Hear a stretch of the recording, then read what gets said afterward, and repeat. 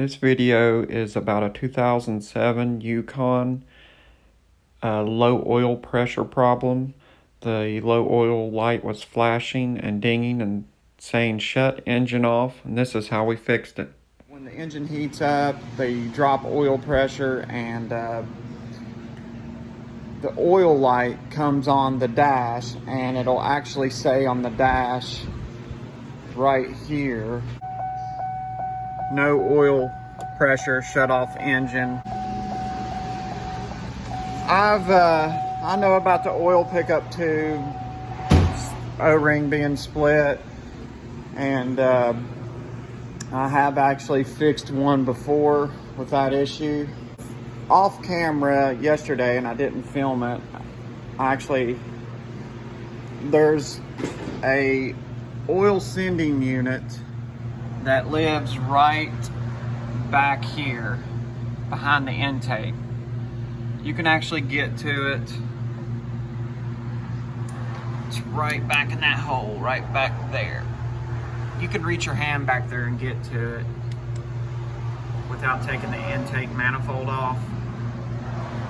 There's a screen, and I may have the screen still over here, that looks like this, that sits underneath the oil sending unit. That screen gets clogged up, long story short. So you can take it out, spray it with brake clean, and it actually brought my oil pressure back up when I did that. So I did that yesterday. It was sitting there idling after I cleaned the screen out, and the light came back on. So I'm just going to hook a manual gauge up to it and see what the actual oil pressure is, even though on the dash it does kind of tell you, and that's pretty accurate because that's what the computer sees. But in service info, it actually wants you to take two readings to see if it's the active fuel management valve body, which sets, it sets underneath this intake manifold. It's just a valve body, and you can take an oil pressure reading from here, from the oil sending unit, and you can take an oil pressure reading where the filter is and compare the two. If the one up here is lower, and I can't find any data on how much lower, but in service info, if it says it's lower, then your issue is up in the valve body. If they're the same, then the issue is somewhere else. Maybe the pickup tube, maybe the actual oil pump that's down here on the front cover. But what I've done is so I didn't have an attachment to do my oil pressure reading. So what I did is took an old oil pressure sending unit like this, and I cut it in half,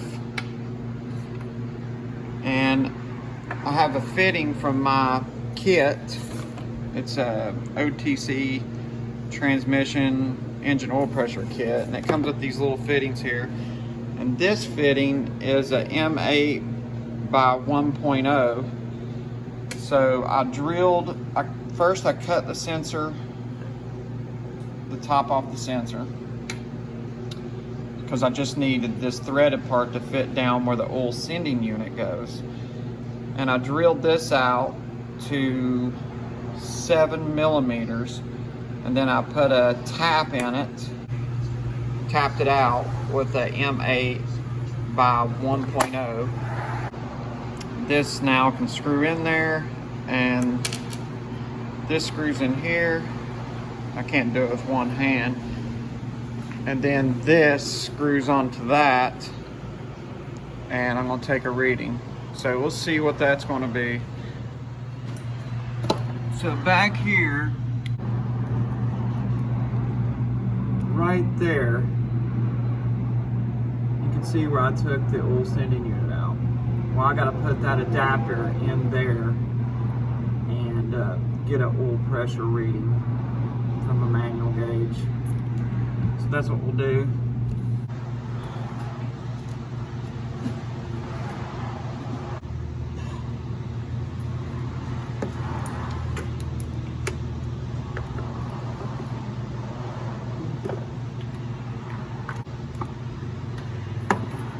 Now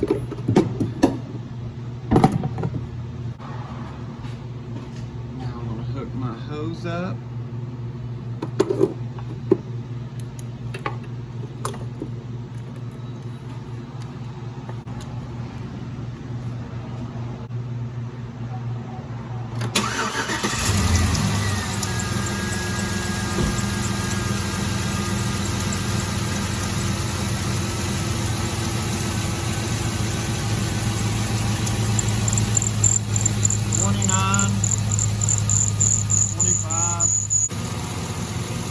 We're at about 25 pounds of pressure at idle.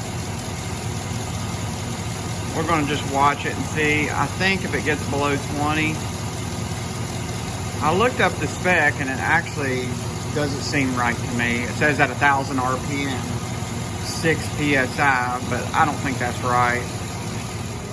Oil pressure minimum, 1,000 RPM, 6 PSI. That seems low. As long as it don't get below 10, I think I'm comfortable according to that spec. Okay, that's way too low. We're at about 5 PSI. Spec says 6 at idle.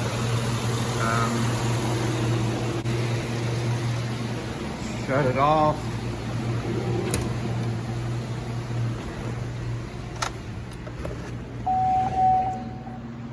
So I have the Yukon jacked up, as you can see, really high in the rear. And in theory, it's supposed to make the oil run down to the front of the oil pan where that seal is that supposedly breaks. So I'm going to overfill it. I already checked the oil level, it's full. So I'm going to overfill it by about 3 quarts. But I'm only going to do it 1 quart at a time to see if it helps.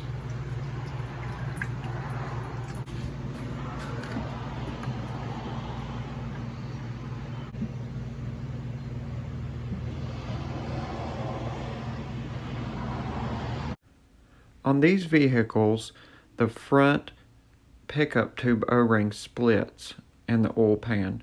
But there's a trick you can do by jacking up the rear of the vehicle and adding 2 to 3 quarts.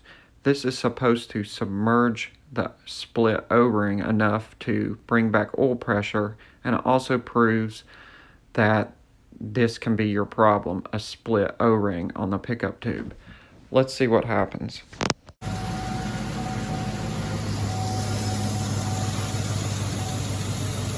Alright, we'll just watch it. Check it back with y'all in about 10 minutes and see how much it dropped. It's been about 5 minutes and it's still going down just a little bit. I'm keeping an eye on it, see what happens. That test proved unfruitful. The pressure started slowly going down again. So I decided to do an oil pressure test at the filter, and I discovered that the filter seemed a little clogged. Let's see what we find out. So what I'm going to do while I'm waiting on an oil filter to come is plug up, do another oil pressure test. Where are you going, Mom? You don't want to be on film? No. Okay. I got you. And I'm going to plug this up and get an oil pressure reading down at the bottom. So I'm putting the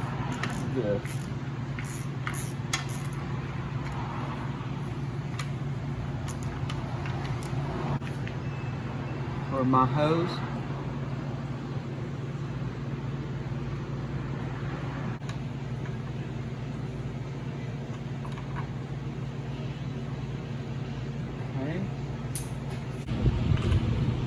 My pressure. Okay, here what I'm doing is hooking on to the signal wire coming off the sending unit. The signal is supposed to be no lower than 1 volt, no more than 2.5 volts. And I did this test earlier, and when it got down to 0.8 volts, the engine low oil light came on. So let's see what we're going to get now. Put this here on the negative. Better pressure than up top. Way better. Good oil pressure. This is actually reading way more voltage than before. We're going to put a filter on this, and it's probably going to fix this vehicle. I'm very confident of that. Before this voltage, and I don't know if I got it on camera, was below 1 volt, almost 0.8, and it would actually cause a oil pressure light to come on. All right, we're test driving this thing. It's got some kind of shift issue too. That wasn't part of the complaint, but this transmission is acting really weird. But good news, the new oil filter helped the oil pressure by at least 10 psi, just to be modest. Okay guys, I drove this car for 2 days and the oil pressure light never came on. The fix for this vehicle was putting the proper oil filter on it and also cleaning out the screen underneath the oil sending unit. I really try hard not to do extra work if I can prove my theories, but the oil pressure, tilting the vehicle up and adding all that extra fluid didn't seem fruitful, so I was comfortable in knowing that the pickup tube seal wasn't split. That was one of my big concerns. Yeah, this car's fixed and it's going back to the customer. Just deductive reasoning and a little troubleshooting, and you'll figure them out too. Thanks guys. 6s. There's a TSB for low oil pressure, not having the right filter on. I didn't find one for the 5.3s, but I just put the right filter on it to be safe, so there's no guesswork. I'm gonna drive it, and hopefully, I know that we helped it, so I'm gonna make sure that it doesn't go below a certain pressure and the light doesn't come on. Give it back to the customer. Thanks for watching.